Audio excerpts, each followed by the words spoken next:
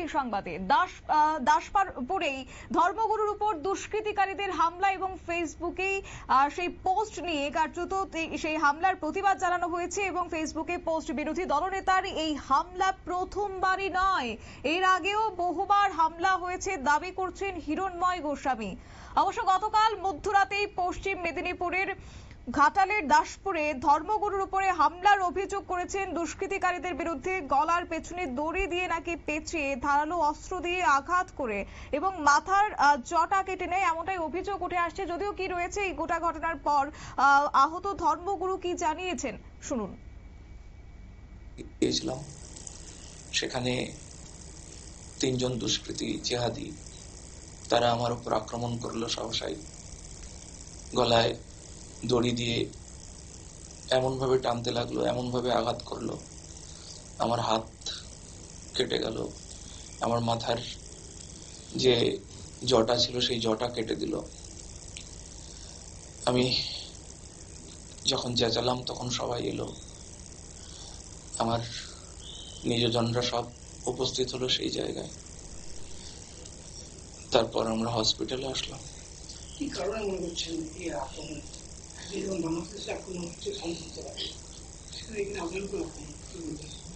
দেখুন, পশ্চিম বাংলাকে পশ্চিম বাংলাদেশে রূপান্তরিত করবার একটা অপচেষ্টা চলছে বহুদিন ধরে, আর সেই চেষ্টায় তারা চেষ্টা চালিয়েই যাচ্ছে। আর আমরা সত্য সনাতন ধর্মের মানুষেরা চাই বাংলা যেন। আপনারা শুনলেন আহত হিরণময় গোস্বামী ধর্মগুরুর বক্তব্য এবং বৃন্দাবনের রাধাকুণ্ডের মহারাজ হিরণময় গোস্বামী গতকালকে দুষ্কৃতিকারীদের অতর্কিত হামলার জেরে তিনি গুরুতরভাবে আঘাতপ্রাপ্ত হয়েছেন। বিস্তারিত চলে যাব, আমাদের সঙ্গে যুক্ত হয়ে গেছে পশ্চিমবঙ্গ থেকে প্রতিনিধি শান্তনু পান। শান্তনু, এই যে ঘটনাটি ঘটলো, কোন পরিপ্রেক্ষিতে এই দুষ্কৃতিকারীরা এই আক্রমণ সংঘটিত করেছে? দেখো, পশ্চিমবঙ্গে হিন্দু ধর্মগুরুদের উপর আক্রমণ কিন্তু এই প্রথম নয়। আর এই চিন্ময় গোস্বামী, যিনি পশ্চিম মেদিনীপুর জেলার দাসপুরে গতকাল একটি ধর্মীয় অনুষ্ঠানে এসেছিলেন, সেই অনুষ্ঠান সেরে যখন তিনি ফিরছিলেন ঠিক সেই সময় তাকে সন্ধ্যের মধ্যে আক্রমণ করা হয়, দুষ্কৃতীরা আক্রমণ করে বলে তিনি অভিযোগ করেছেন। এবং স্থানীয়ভাবে মানুষজন এসে পৌঁছান এবং তার সঙ্গে যারা ছিলেন তারাও গিয়ে পৌঁছানোর ফলে সেখান থেকে উদ্ধার করে তাকে প্রথমে দাসপুর প্রাথমিক স্বাস্থ্য কেন্দ্রে নিয়ে যাওয়া হয় এবং সেখান থেকে ঘাটাল যে সাব ডিভিশনাল হাসপাতাল, সুপার স্পেশালিটি হাসপাতাল, সেখানে নিয়ে যাওয়া হয়। সেখানে চিকিৎসার অবনতি হয়, কিন্তু তাকে তমলুকের একটি বেসরকারি হাসপাতালে নিয়ে যাওয়া হয়েছিল। এখন আমরা যেটা জানতে পারছি যে এই সন্ধ্যে 7টার পর তাকে কিন্তু সেখান থেকে কলকাতার উদ্দেশ্যে নিয়ে বেরোনো হবে, এমনটাই কিন্তু আমরা জানতে পারছি। এবারে প্রশ্ন উঠছে, কেন এই হিন্দু ধর্মগুরুদের উপর পশ্চিমবঙ্গে বারবার আক্রমণ নেমে এসেছে? এই যে চিন্ময় গোস্বামী, এনার উপর কিন্তু প্রথমবার নয়, এর আগেও আমরা দেখেছি যে মালদা, শিলিগুড়ির মতো বিভিন্ন জায়গায় তিনি যখন গীতা পাঠের মতো অনুষ্ঠানে গেছিলেন, একেবারে সামাজিক একটা অনুষ্ঠান, ধর্মীয় অনুষ্ঠান, যেখানে কিনা সনাতনীদের আবেগ থাকে, সনাতনীদের একটা ধর্মগ্রন্থ, সেই ধর্মগ্রন্থের অনুষ্ঠান শেষ করে যখন বাড়ি ফিরছেন তখন কিন্তু তাকে আক্রমণ করা হচ্ছে।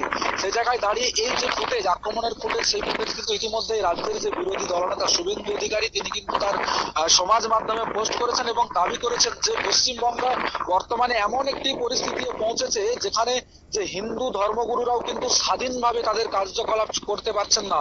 অর্থাৎ পুলিশ এবং প্রশাসন পুরোপুরি যে একেবারে কোট আনকোট ফেলিওর হয়ে গেছে পশ্চিমবঙ্গে, তা কিন্তু একেবারে বলাই যায়। দাসপুরে যে ঘটনা, তোমাকে জানিয়ে রাখবো যে দাসপুরের যে ধর্মীয় অনুষ্ঠান সেরে তিনি যখন বাড়ি ফিরছিলেন, কয়েকজন দুষ্কৃতী কিন্তু প্রথমে অ্যাটাক করে, পাশাপাশি তার গলায় দড়ি দিয়েও টানা হয় বলে অভিযোগ, এবং যে অস্ত্র ছিল অর্থাৎ যে হাসুয়া ছিল, হাসুয়ার কোপ লাগানোর চেষ্টা করা হয়। একেবারে তিনি কিন্তু অসুস্থ হয়ে পড়েন, গুরুতর অসুস্থ হয়ে পড়েন।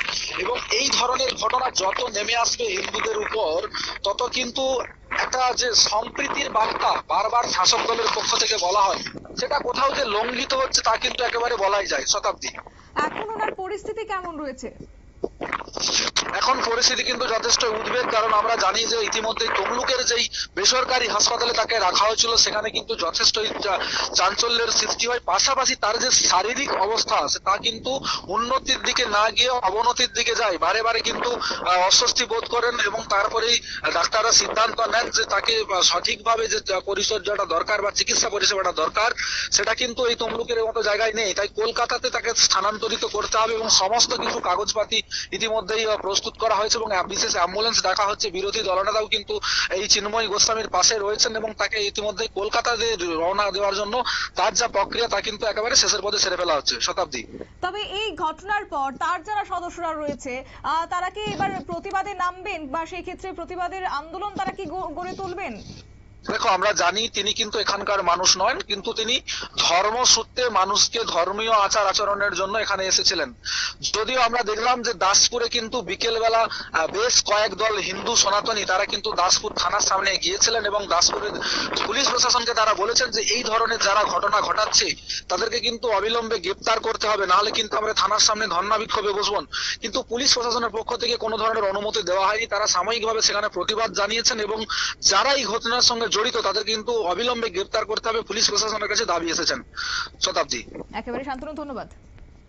আপনারা শুনলেন, অর্থাৎ এই ঘটনা গতকালই নয়, এর আগেও মালদা, শিলিগুড়ি ইত্যাদি বিভিন্ন জায়গায় তার উপর হামলা হয়েছে বলেও হাইকোর্টের তরফ থেকে তাকে পুলিশ নিরাপত্তা দেওয়ার কথা বলা হয়েছে। কিন্তু হিরণ্ময় প্রভুর অভিযোগ তিনি সঠিকভাবে নিরাপত্তা পাচ্ছেন না, যার কারণে বারবার তার উপর আক্রমণ চালিয়ে যাচ্ছে দুষ্কৃতিকারীরা। গতকালকেও একই ঘটনা ঘটেছে, অবশ্য দাসপুরের নিকটবর্তী স্বাস্থ্য কেন্দ্রে পরবর্তী সময়ে তাকে নিয়ে যাওয়া হয়েছে। তবে যারা দুষ্কৃতীরা এই ঘটনা সংঘটিত করেছেন তাদেরকে যেন অতি দ্রুত চিহ্নিত করে পুলিশ যেন ব্যবস্থা গ্রহণ করে সেই কথাই এখন বা সেই দাবিটাই উঠে আসছে।